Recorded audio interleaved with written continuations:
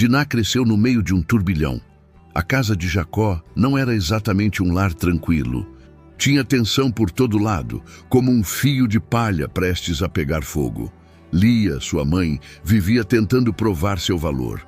Raquel, a outra esposa, era amada, mas carregava a dor da espera por filhos. E as servas, Bila e Zilpa, também entravam nesse quebra-cabeça complicado, cada uma tentando garantir o futuro dos seus próprios meninos. Era tanta disputa, tanto ciúme, tanta comparação, que até o ar parecia pesado. Diná via tudo. Não falava muito, mas sentia cada olhar atravessado, cada palavra cortante jogada em tom calmo. E entre esse clima de guerra fria estavam seus irmãos, fortes, temperamentais, orgulhosos. Eles se formavam como um exército em volta do pai.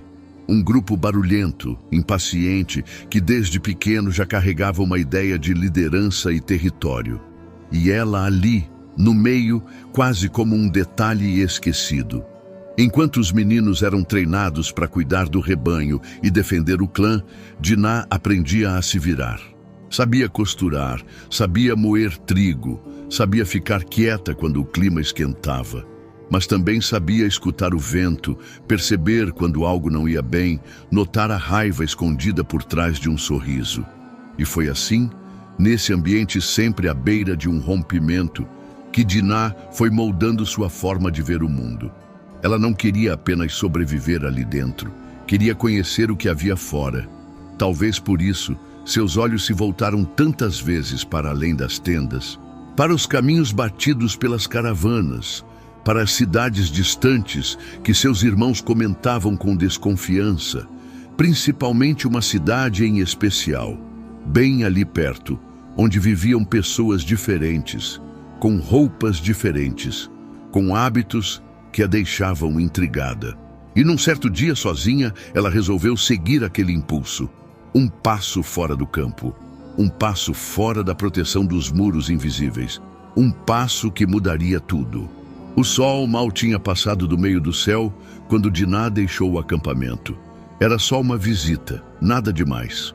Ela queria conhecer as moças da cidade, ver como viviam, o que vestiam, como riam. Talvez estivesse cansada da rotina das tendas, das mesmas vozes, dos mesmos olhares. Na cidade de Siquém, tudo parecia mais leve, mais livre, mais curioso. Os muros não eram só de pedra, eram de promessas, de possibilidades que chamavam pelo seu nome, como um sussurro no vento. Ela entrou pelas ruas sem pressa, com os olhos dançando entre as bancas de tecidos, os potes de barro e os cabelos soltos das mulheres. Ali, ninguém sabia quem ela era. Não era a filha de Jacó, não era irmã de Levi, era só uma jovem entre outras.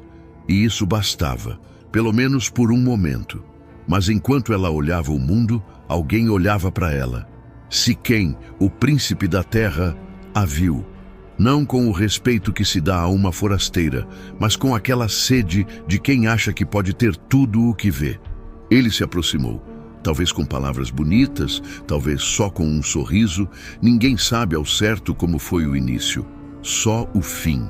Siquém a levou para si, sem permissão, sem cerimônia. Fez dela o que quis. Depois disse que a amava. O que era para ser só um passeio virou dor, daquelas que nem grito resolve, e Diná ficou presa. Não voltou para casa. Ficou na casa dele, como se fosse parte do espólio, uma espécie de prêmio. Enquanto isso, Jacó soube. Ficou em silêncio. Um silêncio duro, seco, que dizia mais do que qualquer fúria. Esperou os filhos chegarem do campo, mas os irmãos não reagiram como o pai. Quando ouviram o que tinha acontecido com Diná, os olhos deles queimaram. E Levi, principalmente, sentiu algo nascer por dentro. Algo que não ia passar com conversa, algo que pedia espada. Levi não disse nada de imediato, mas quem o conhecia bem sabia que quando ele ficava calado, era porque algo por dentro estava se armando. Simeão, seu irmão mais velho, também não falou muito, Os dois se entreolharam como se o plano já estivesse escrito no fundo dos olhos. Era mais do que raiva. Era o sangue deles gritando por justiça. Diná não era só uma irmã, era carne da carne, filha da mesma mãe, criada no mesmo chão. E ninguém encostava nela sem consequência. Siquém, o príncipe, teve a coragem de ir até Jacó. Pediu a mão de Diná em casamento, como se isso limpasse o que tinha feito. Disse que a amava, que faria qualquer coisa para tê-la. Jacó ouviu. Simeão e Levi também. Eles se controlaram. Fizeram de conta que estavam dispostos a conversar. Falaram em paz, em acordos, em aliança entre os povos. Mas por dentro já afiaram as espadas. Disseram que só aceitariam se todos os homens da cidade fossem circuncidados. Um pedido estranho, doloroso, mas que parecia um sinal de fé. Siquém aceitou na hora, convencido de que aquele sacrifício seria o preço para unir as famílias. A cidade inteira entrou no acordo. No terceiro dia, quando a dor era mais forte, quando os corpos dos homens estavam fracos, Levi e Simeão entraram pelos portões, não com promessas, com lâminas. Andaram pelas ruas como quem limpa uma ferida infeccionada. Casa por casa, homem por homem, o sangue manchou a terra. O som do aço se misturou ao choro das mulheres. Era vingança, sim, mas também era uma mensagem. Eles não iam aceitar que a irmã deles fosse tratada como nada. No fim, buscaram Diná. Tiraram ela daquela casa como quem resgata algo sagrado e voltaram. Mas o que parecia justiça para uns se tornou um peso perigoso para o pai e uma sombra para toda a família. Quando Levi e Simeão voltaram, cobertos de pó e silêncio, Jacó os olhou como quem enxerga uma tempestade vindo de longe. O velho patriarca não os abraçou, não os parabenizou, nem sequer agradeceu por trazerem Diná de volta. Em vez disso, seus olhos estavam carregados de medo. Medo do que aquilo tudo ia causar. Jacó sabia que a vingança dos filhos tinha um preço alto. Eles não tinham matado um homem, tinham acabado com uma cidade inteira. E as cidades vizinhas, as tribos ao redor, não iam deixar barato. A notícia ia se espalhar como fogo em palha seca. Os hebreus mataram os homens de Siquém. E quando os inimigos viessem, viriam em bando. Jacó sentia o chão tremer só de imaginar. Enquanto o pai se preocupava com alianças e segurança, Diná voltou ao acampamento como uma sombra dela mesma, trazida de volta, mas sem volta possível. Nenhuma palavra foi registrada da boca dela, nenhum choro, nenhum protesto, nenhuma linha que dissesse o que sentia. Só o silêncio, aquele mesmo que a cercava desde o nascimento, agora mais pesado, mais profundo, como se quisesse engolir tudo ao redor. E ali estava ela, numa casa dividida. Uns achavam que os irmãos fizeram certo, outros que passaram dos limites. Jacó tentava manter o povo unido, mas a rachadura já estava feita. E Levi andava com a cabeça erguida, mas por dentro algo havia mudado. Simeão também. Depois de tanto sangue, os dois não seriam mais os mesmos. E enquanto o acampamento seguia em frente, recolhendo os pedaços de uma honra ferida e de um futuro incerto, o nome de Diná começou a sumir das conversas. Mas nem por isso desapareceu. Ela continuava lá, vivendo entre os ruídos do dia e o silêncio da noite, carregando algo que ninguém podia tirar dela. O tempo passou e, como acontece em tantas famílias, algumas histórias foram sendo empurradas para o fundo do baú. A vida seguiu seu curso entre caminhadas, tendas sendo erguidas, filhos nascendo, rebanhos crescendo. Mas, mesmo sem ser dita em voz alta, a história de Diná continuava presente como uma brasa escondida debaixo da cinza. O nome dela não desapareceu das escrituras. Está lá, curto, direto, sem detalhes a mais. Mas está. E isso por si só já diz muito. Em uma época em que quase nenhuma mulher era lembrada pelo nome, o simples fato de Diná estar registrada tem peso. Como se, de alguma forma, o próprio tempo se recusasse a deixá-la esquecida. Ela não foi esposa de um grande líder, nem mãe de uma tribo. Não construiu um altar, nem teve visões do céu, mas foi lembrada. E isso mostra que a dor dela, o que ela viveu, teve um impacto tão forte que atravessou os séculos. Diná virou símbolo, mesmo sem querer, símbolo de tantas vozes caladas, de tantas histórias que não foram contadas, de tantas mulheres que, assim como ela, foram puxadas para dentro de tramas maiores do que elas mesmas, usadas, feridas, silenciadas, mas que ainda assim resistiram. Enquanto os filhos de Jacó cresciam, tomavam suas próprias decisões e seguiam seus caminhos, Diná continuava ali, como um traço firme na linhagem da família. Não era lembrada com honra, nem com vergonha. Era lembrada com silêncio. Um tipo de memória que pesa mais do que palavras. E nesse silêncio, algo curioso começou a acontecer. Os olhos se voltaram para Levi, o irmão que havia derramado sangue em nome dela. Levi, o impulsivo, o vingador. Levi andava com o peito inflado desde aquele dia em Siquém. Dizia pouco, mas sua presença era sentida como uma sombra. O mesmo garoto que cresceu entre disputas de irmãos, agora carregava nos olhos um peso diferente. Era como se tivesse feito o que ninguém teve coragem, como se tivesse equilibrado a balança do jeito mais duro possível. Mas o que ninguém via, ou talvez ninguém quisesse ver, era o que isso tinha deixado dentro dele. Diná, por outro lado, andava sem pressa, como quem quer passar despercebida. O tempo não curava tudo, como dizem. Curava partes, talvez. Outras só se escondiam. Ela seguia com a família, acampamento após acampamento, recolhendo migalhas de paz onde podia. Não havia mais perguntas. Ninguém ousava tocar no assunto. E mesmo assim, a ferida seguia aberta. Por fora, ela parecia firme, mas por dentro era como se vivesse entre duas vozes, uma que gritava que nada daquilo foi culpa dela, e outra, mais cruel, que sussurrava que talvez tivesse errado em sair sozinha. Era uma luta muda que acontecia só entre ela e o escuro da tenda. Mas o olhar dela, o olhar de Diná, dizia o que as palavras não conseguiam. Levi a observava às vezes, de longe, talvez sem saber o que dizer, talvez arrependido de não ter chegado antes, talvez se culpando por um socorro que veio tarde. E mesmo com tudo isso, algo nele começou a mudar. Um tipo de amadurecimento estranho, forjado não só pelo sangue que derramou, mas também pela dor que tentou vingar. Um fogo por dentro que já não queimava do mesmo jeito. Esse mesmo Levi, anos depois, teria o nome marcado para algo que ninguém esperava. Um papel que exigiria mais do que força.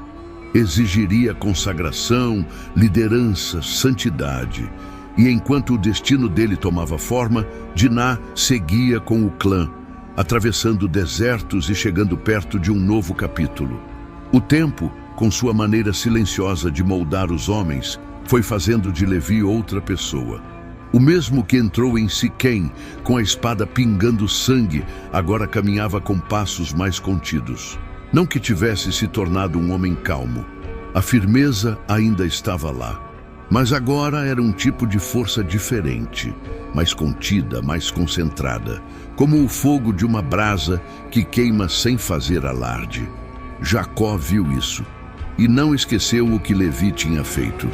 Quando chegou a hora de abençoar seus filhos, lá no fim da vida, ele não aliviou nas palavras. Disse que Levi era violento, impetuoso, que a ira dele era maldita. Mas mesmo assim, Deus não descartou Levi. Curioso, né?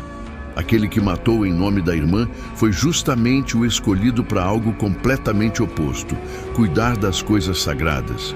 Ele e sua descendência seriam os levitas, os responsáveis pelo templo, pelos sacrifícios, pela adoração. Era como se Deus tivesse pego a espada de Levi e transformado em incenso, como se dissesse: eu sei quem você foi, mas também sei quem pode se tornar. uma ironia que só o céu entende direito. E nesse caminho novo, onde Levi foi se tornando símbolo de santidade, Diná continuava ali. Ninguém falava muito dela, mas o peso da história que viveram juntos ainda pairava entre os dois. Porque foi por ela que ele agiu, foi por ela que ele sujou as mãos. E, de algum jeito estranho, foi por ela também que sua vida tomou outro rumo. Enquanto os levitas começavam a surgir como tribo separada, consagrada, a família de Jacó enfrentava outro movimento, um reencontro, um retorno. O Egito chamava.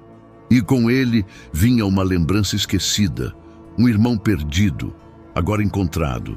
E com ele uma chance de recomeço, ou de confronto. O dia em que souberam que José estava vivo foi como um raio abrindo o céu nublado. Ninguém esperava por aquilo. O filho preferido de Jacó, dado como morto, agora era o homem mais poderoso do Egito, segundo apenas ao próprio faraó. A fome empurrou a família de volta ao caminho que levaria até ele. E entre as malas, os animais e o medo do desconhecido. Lá ia Diná, mais uma vez em silêncio. Não se sabe o que ela sentiu ao ouvir o nome de José depois de tantos anos. Eles cresceram juntos, eram quase da mesma idade. Talvez tenha sido o único irmão que nunca tentou mandar nela. Agora, ele estava vivo, rico e com autoridade para mudar o destino de todos. A viagem até o Egito não foi só longa, foi pesada. Era como carregar nas costas toda a história da família, os erros, os segredos, as traições. Quando chegaram, viram um irmão vestido como um rei, um homem que falava outra língua, usava outro nome, mas ainda era José. E quando ele chorou ao rever o pai, alguma coisa se desfez dentro do clã. Como se o tempo todo eles estivessem esperando esse reencontro para, enfim, respirar de novo. Diná observava tudo com aqueles olhos que aprendiam mais do que diziam.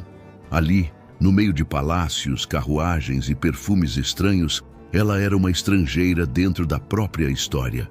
E mesmo assim, estava lá. Viu os irmãos se curvarem diante daquele que um dia venderam. Viu Jacó derramar as últimas forças nos braços do filho perdido. Viu os levitas sendo contados, os rebanhos organizados, os espaços divididos. Enquanto o povo de Israel tomava forma ali, em território egípcio, uma nova pergunta começou a surgir, daquelas que não se calam fácil. O que aconteceu com Diná depois disso tudo? Onde ela ficou? Como terminou sua jornada? Depois da chegada ao Egito, a história de Diná some do texto como quem apaga uma vela em silêncio. Não há mais menção a ela. Nenhum versículo diz se casou, se teve filhos, se partiu antes do pai, ou se viveu longos dias assistindo a família crescer em terra estrangeira. Mas é justamente esse vazio que chama a atenção, porque mesmo calada, Diná deixou um rastro impossível de ignorar. Ela esteve lá nos momentos que definiram a casa de Israel. Foi parte do início, das dores, das divisões. Presenciou o ódio entre irmãos, o peso das escolhas, o custo da vingança. Caminhou com eles por estradas poeirentas, acampou em terras desconhecidas, sobreviveu ao luto, à vergonha, ao esquecimento. Viu a transformação de Levi, a exaltação de José e a despedida de Jacó. Estava por perto quando os últimos capítulos começaram a se desenhar. Mesmo sem falas registradas, Diná foi uma presença firme, como uma pedra no rio que não se move, mas muda o fluxo da água ao seu redor. Seu nome ficou gravado, não pelas conquistas ou descendência, mas pelo impacto que sua história causou. Um impacto tão forte que quebrou estruturas, mudou o curso de vidas e revelou o que havia de mais humano dentro de cada personagem.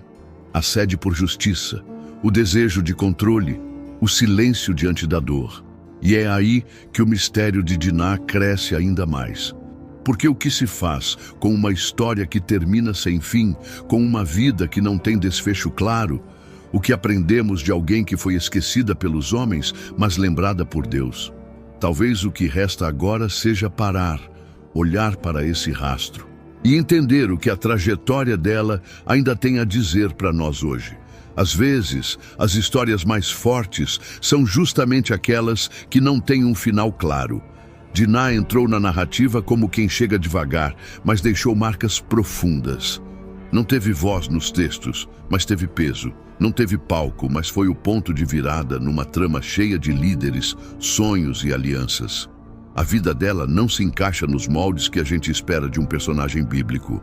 E talvez seja exatamente por isso que ela nos alcança tão de perto. A história de Diná é um lembrete cruel de como a dor pode ser ignorada, escondida, empurrada para debaixo do tapete em nome da ordem ou da família. Mas é também um grito silencioso de resistência. Mesmo machucada, mesmo silenciada, Diná permaneceu, viveu, caminhou com os seus, e isso, por si só, já é coragem. Porque às vezes a maior força está em seguir em frente quando o mundo inteiro tenta apagar você. A Bíblia não diz o que ela sentiu, mas a gente sente na pele, nas entrelinhas, nas perguntas que ficam. A vergonha que foi colocada sobre ela não era dela. Foi resultado de uma cultura que ainda hoje insiste em culpar quem foi ferido. E nisso, a história dela ainda conversa com a nossa. Levi se tornou sacerdote, José se tornou governador, Diná se tornou símbolo de dor, sim, mas também de verdade, de memória, de justiça que ainda precisa ser dita. Ela representa todos os nomes que ninguém escreveu, todas as histórias que foram cortadas pela metade, todos os gritos que ficaram presos na garganta. E quando nós olhamos para a vida dela com olhos abertos, entende que nem toda missão precisa ser grandiosa para ser importante. Algumas são silenciosas, invisíveis, mas mudam tudo ao redor. Diná foi uma dessas, e por isso não pode e não deve ser esquecida. Se você gostou da história de Diná e quer continuar acompanhando outras histórias de fé e superação, não deixe de curtir esse vídeo e compartilhar com quem você ama. E claro, inscreva-se no canal para não perder nenhum conteúdo novo. Juntos, vamos explorar mais lições poderosas da Bíblia.